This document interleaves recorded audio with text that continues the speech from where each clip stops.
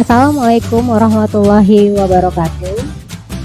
Pada kesempatan kali ini, saya akan melanjutkan materi pertemuan ketiga untuk mata kuliah rancangan sampel, yaitu faktor yang menentukan rumus besar sampel dan komponen besar sampel dalam jurnal atau karya tulis ilmiah.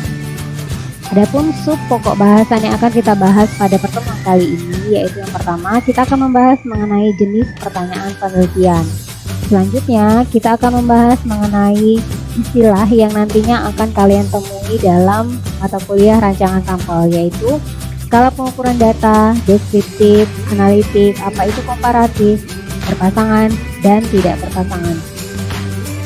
Nah, adapun ruang lingkup rancangan sampel yang nanti akan kita bahas, sebelum penelitian dilakukan, sebaiknya peneliti melakukan tahapan dalam penentuan rancangan sampelnya. Yang pertama adalah peneliti menentukan terlebih dahulu tujuan penelitian. Kemudian setelah menentukan tujuan penelitian, peneliti mendefinisikan populasi target. Populasi target di sini merupakan populasi di mana hasil penelitian di populasi digeneralisasikan. Kemudian setelah menentukan populasi target, peneliti selanjutnya mengidentifikasi kerangka sampel. Apakah nanti sampelnya memiliki kerangka sampel atau tidak memiliki. Kemudian setelah mengidentifikasi kerangka sampel, peneliti melanjutkan memilih cara atau metode pengambilan sampel yang sesuai atau yang tepat. Kemudian melakukan perhitungan besar sampel, dan yang terakhir melakukan pemilihan sampel dan pengumpulan data. Nah, dalam penentuan besar sampel, ada beberapa faktor yang nantinya akan mempengaruhi. Yang pertama adalah besar sampel tergantung dari jenis penelitiannya. Jika penelitiannya berupa eksplorasi awal, maka tidak membutuhkan besar sampel yang banyak. Mungkin 1 atau 2 sampel saja sudah cukup. Kemudian, jika penelitiannya merupakan jenis penelitian yang untuk generalisasi, maka jumlah sampelnya harus representatif atau mewakili. Faktor yang kedua adalah skala ukur outcome variabelnya. Outcome variabel di sini merupakan variabel dependennya. Jadi, skala ukur variabel dependennya ini apa? Apakah nominal atau ordinal yang berupa data kategorik? Nanti yang diinterpretasikan atau yang disajikan dalam bentuk proporsi. Kemudian apakah skala ukurnya interval atau rasio yang berupa data numerik yang akan disajikan nanti hasilnya dalam bentuk mean atau rata-rata dan standar deviasi atau simpangan bakunya. Faktor yang ketiga adalah ketepatan perkiraan yang diinginkan, atau nama lainnya adalah presisi atau sampling errornya. Nah, jika sampling errornya kecil, maka presisinya akan semakin tinggi.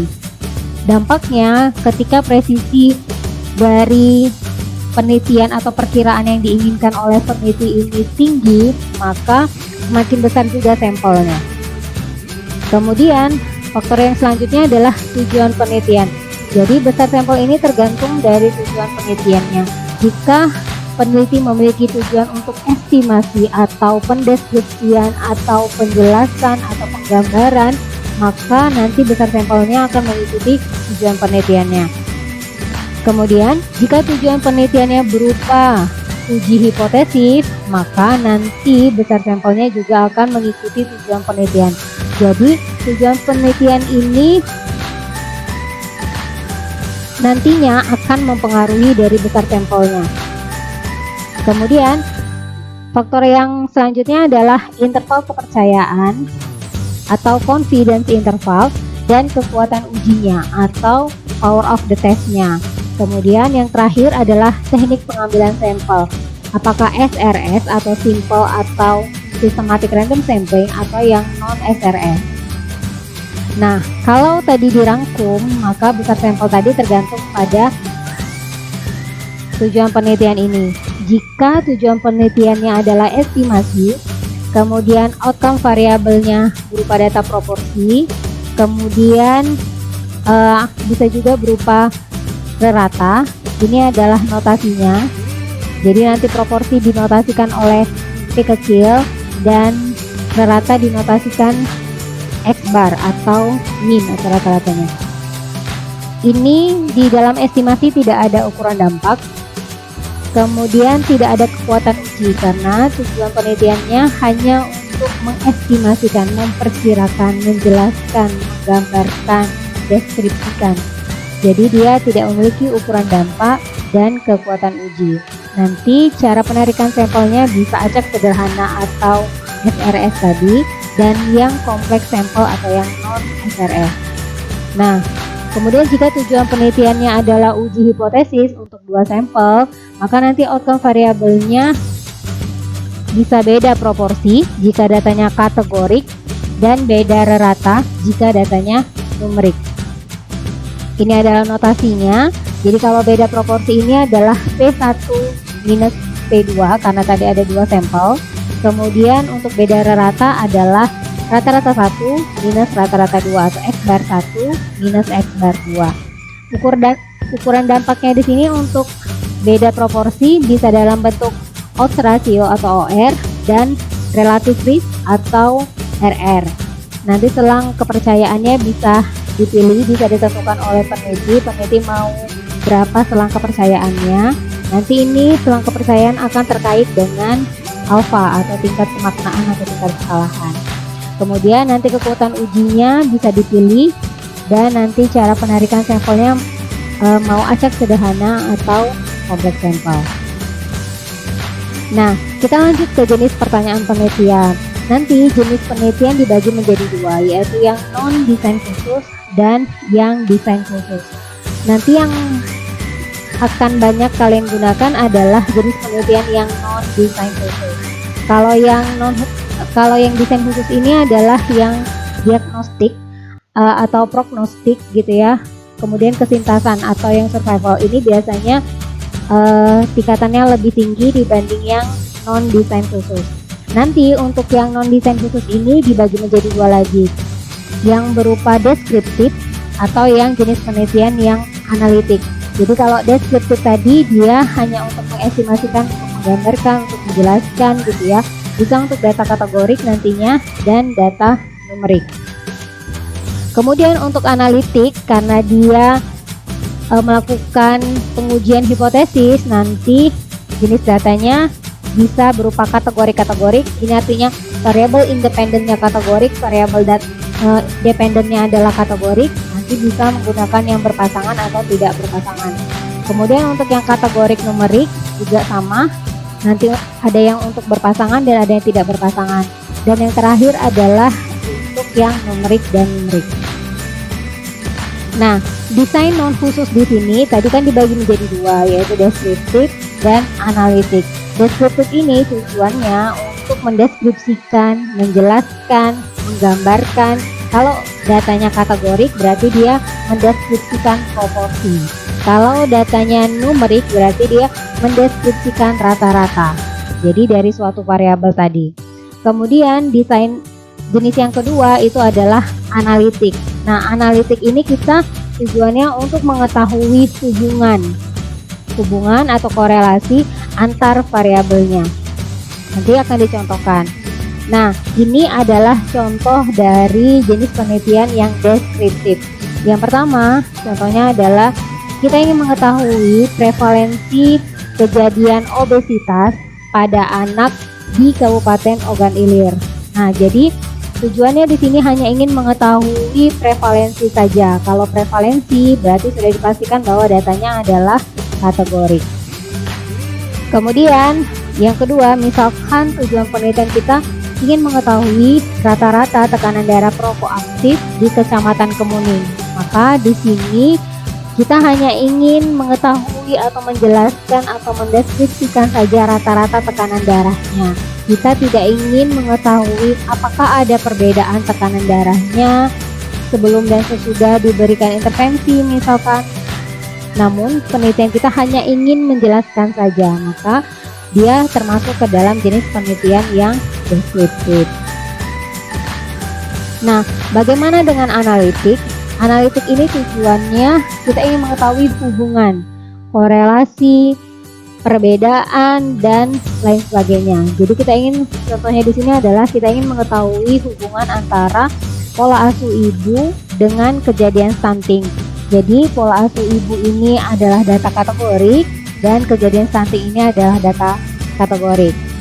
Maka di sini nanti yang digunakan adalah yang rumus besar sampel untuk dua proporsi. Kemudian contoh yang kedua adalah mengetahui determinan kejadian stroke. Jadi kita ingin mengetahui apa saja sih faktor yang mempengaruhi dari kejadian stroke itu. Apakah kurang aktivitas fisik, kurang konsumsi serat, konsumsi tinggi garam, dan lain sebagainya. Nah, di sini tujuannya untuk mengetahui hubungan, maka dia termasuk ke jenis penelitian yang analitik. Nah, sekarang kita lanjut ke skala pengukuran data. Skala pengukuran data, sebagaimana yang kita ketahui ada 4, yaitu yang pertama adalah nominal, skala ukur yang nominal. Kemudian yang kedua adalah, ini yang paling rendah. Kemudian yang kedua adalah ordinal. Kemudian selanjutnya ini adalah interval. Dan yang terakhir adalah rasio. Jadi yang nominal ini adalah skala ukur yang paling rendah. Sementara untuk yang rasio ini adalah skala ukur yang paling tinggi. Ini adalah skala pengukuran data yang disingkat dengan singkatan yaitu NOIR, yaitu nominal, ordinal, interval, dan rasio. Jadi ada 4 skala pengukuran data, yaitu nominal, interval, dan rasio.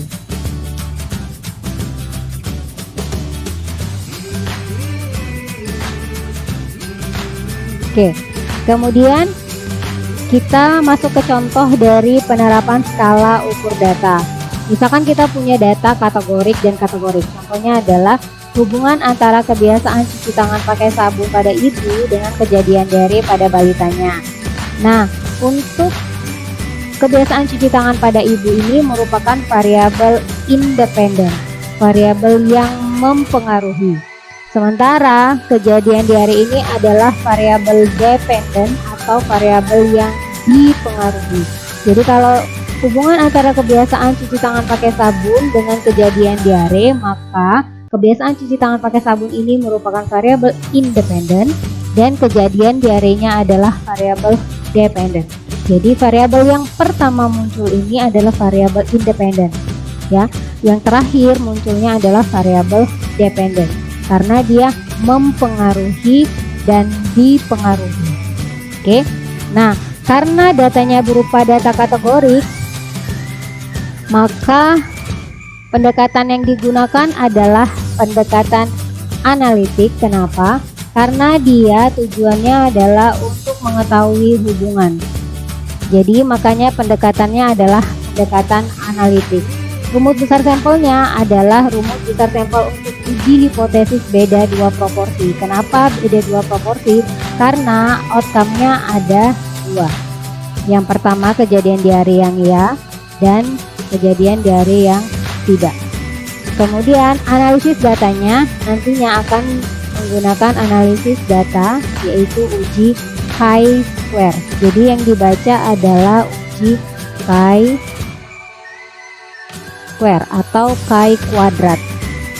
Nah, ini adalah untuk contoh dari skala data yang kategorik dan kategorik. Nah, baik, sekarang kita lanjut ke contoh dari skala ukur data yang kategorik dan numerik. Yang pertama, misalkan tujuan penelitian kita ingin mengetahui perbedaan rata-rata kadar Hb ibu hamil antara kelompok perlakuan dan kelompok kontrol. Nah, di sini mana yang data kategorik? Data kategoriknya adalah yang kelompoknya, karena ada dua kelompok, yaitu kelompok perlakuan dan kelompok kontrol. Kemudian data numeriknya yang mana? Yaitu kadar Hb ibu hamilnya. Jadi di sini ada data kategorik dan data numerik. Nah, di sini ada kelompok perlakuan dan kelompok kontrol. Nah, kelompok perlakuan dan kelompok kontrol di sini merupakan individu yang berbeda. Makanya datanya disebut dengan independen. Kemudian rumus besar sampelnya adalah rumus besar sampel untuk uji hipotesis 2 rata-rata populasi. Nanti analisis datanya menggunakan uji T yang independen jika datanya berdistribusi normal. Nah, contoh yang kedua adalah mengetahui perbedaan rata-rata pengetahuan siswa sebelum dan setelah mendapat edukasi gizi. Yang mana data kategoriknya? Data kategoriknya adalah sebelum dan setelah edukasi gizinya. Data numeriknya yang mana? Data numeriknya adalah skor pengetahuan. Nah, di sini karena data kategoriknya adalah sebelum dan setelah, ini dilakukan pada siswa yang sama atau pada individu yang sama, maka datanya termasuk ke dalam data yang dependen. Nanti rumus besar sampelnya yaitu menggunakan uji hipotesis untuk satu rata-rata populasi. Kemudian analisis datanya menggunakan uji T yang dependen jika datanya berdistribusi normal. Nah, contoh selanjutnya adalah contoh untuk skala ukur data yang numerik dan numerik. Misalkan penelitiannya ingin mengetahui korelasi antara curah hujan dengan jumlah kasus DBD anak di Kota Palembang. Variabel independennya adalah curah hujannya, sedangkan variabel dependennya adalah jumlah kasus DBD anaknya. Nanti rumus besar sampelnya adalah rumus besar sampel untuk uji korelasi, dan analisis datanya akan menggunakan uji korelasi Pearson jika datanya berdistribusi normal. Nah, ini adalah daftar istilah yang nanti akan banyak kalian temui untuk mata kuliah rancangan sampel ini. Yang pertama adalah alfa. Alfa ini adalah kesalahan tipe 1. Nanti pasangan alfa ini adalah confidence interval atau tingkat kepercayaan atau interval kepercayaan. Nah, yang kedua adalah beta. Nah, beta ini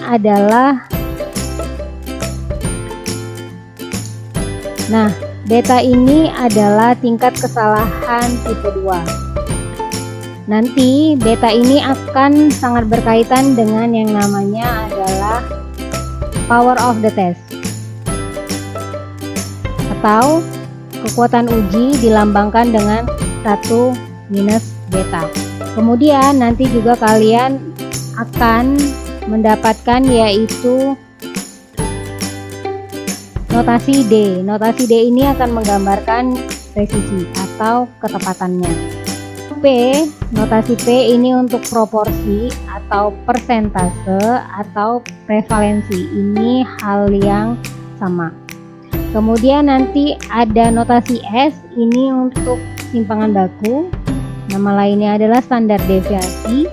Nanti simpangan baku dikuadratkan atau standar deviasi dikuadratkan ini itu akan menjadi varians.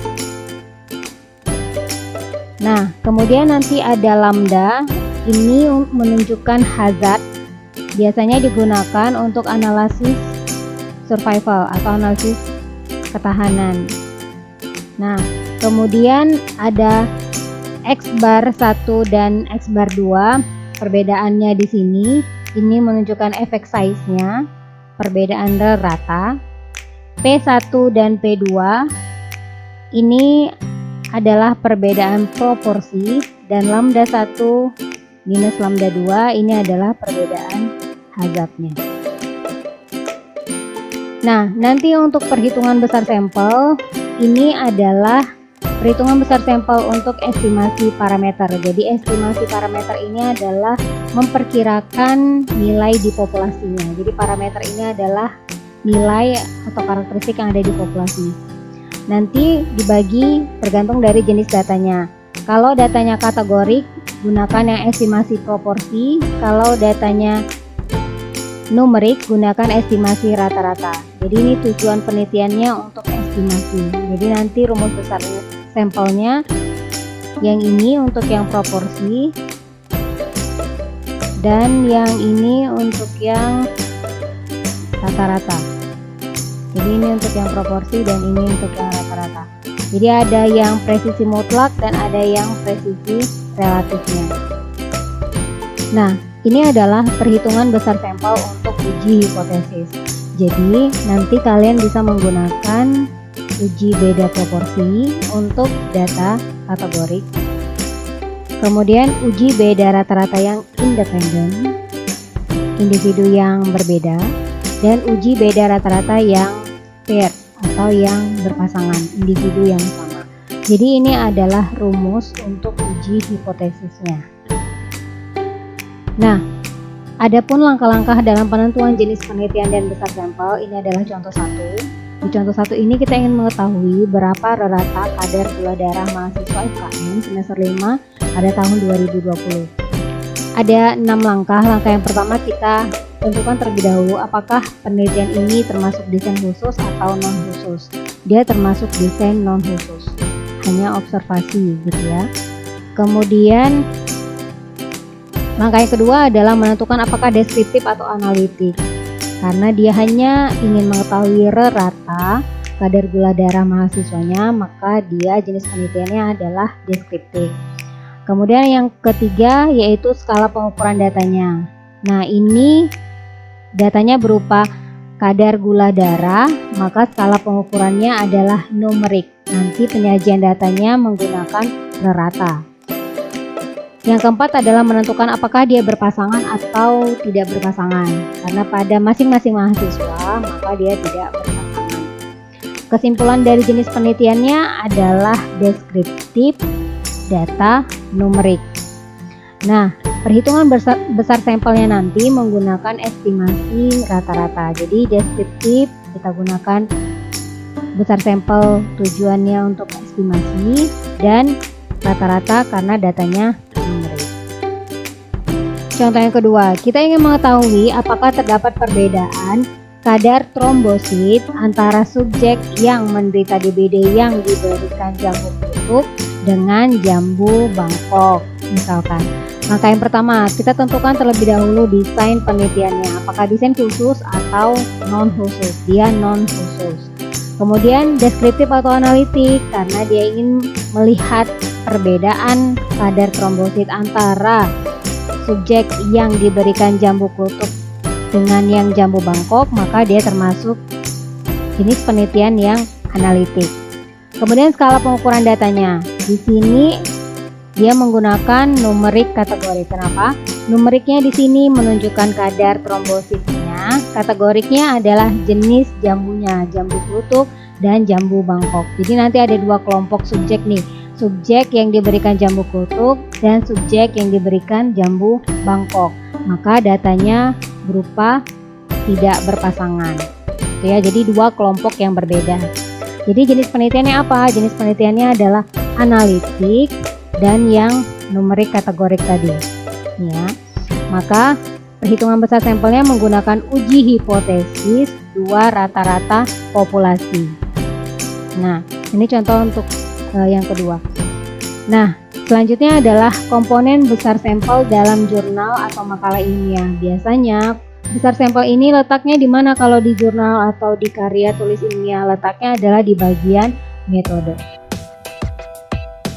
Jadi, nanti ketika kalian membaca jurnal, kalau kalian lihat bagian metodenya, itu ada keterangan besar sampelnya, gitu ya. Nah, ini adalah uraian yang wajib ada pada bagian metode dalam jurnal ataupun dalam karya tulis ilmiah lainnya. Menurut Sastro Asmoro dan Ismail tahun 2011. Yang pertama adalah desain penelitiannya. Jadi di dalam bagian metode ini harus ditampilkan desain penelitiannya. Apakah desain penelitiannya konsepsional, kemudian case control atau deskriptif, analitik dan lain sebagainya. Yang kedua, tempat dan waktu penelitiannya. Penelitian ini dilaksanakan di mana, kemudian dalam kurun waktu berapa lama. Sumber datanya dari mana, apakah data primer, data sekunder, dan lain sebagainya. Kemudian penentuan populasi targetnya, populasi terjangkaunya siapa, sampelnya, cara pemilihan sampelnya, dan besar sampelnya. Kemudian kriteria pemilihan sampelnya, apakah ada inklusi dan eksklusi. Kemudian keterangan khusus sesuai dengan desain yang dipakai, dan teknik pengukuran serta analisis datanya. Baik, itu saja yang dapat saya sampaikan pada kesempatan kali ini. Jika ada yang ditanyakan, silakan hubungi saya untuk materi lebih lanjutnya.